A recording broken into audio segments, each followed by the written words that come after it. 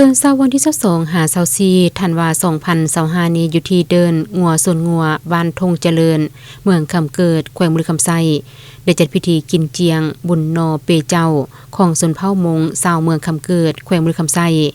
ภายใต้การเป็นประธานโดยท่านกีทรงลาวังเลขาคณะบริหารงานพรรคเมืองคำเกิดให้เกียรติเข้าร่วมโดยแม่ท่านเลื่อนวิไลจันทลาพันธ์รองเลขาคณะบริหารงานพรรคแขวงห้องประธานสภาประชาชนแขวงมีประดาการนำคันเมืองคันแขวงบริษัทนักธุรกิจตลอดฮอดชาวเมืองคำเกิดเข้าร่วมอย่างพร้อมเพรียงในพิธีท่านกี้ทรงลาวางได้ขึ้นกล่าวเปิดพิธีและผ่านประวัติความเป็นมาของบุญประเพณีกินเจียงนอเปเจ้าเผ่ามงในเมื่อก่อนแม่นเป็นเผ่าหนึ่ง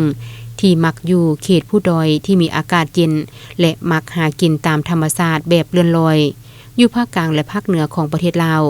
มีความหลากหลายทางด้านวัฒนธรรมและฮิตของประเพณีที่มีความสำคัญปฏิบัติสืบสานกันมาอย่างบ่ขาดและเป็นเอกลักษณ์ที่โดดเด่นเป็นต้นแม่นการนุ่งถือและประเพณีบุญจินเจียงคำว่าเจียงแม่นเดือนเจียงหรือเดือนหนึ่งลาวแต่ละครอบครัวได้เก็บกู้ผลผลิตข้าวสาลีและผลผลิตอื่นๆขึ้นเล้าขึ้นเฮือนหมดแล้วแม่นจะได้จัดงานกินเจียงเพื่อเป็นการเฉลิมฉลองผลสำเร็จในการเก็บเกี่ยวผลผลิตที่เก็บเกี่ยวได้มานั้นการเฮ็ดบุญจินเจียงแต่ละปีของเผ่ามงแม่นได้มีการจัดพิธี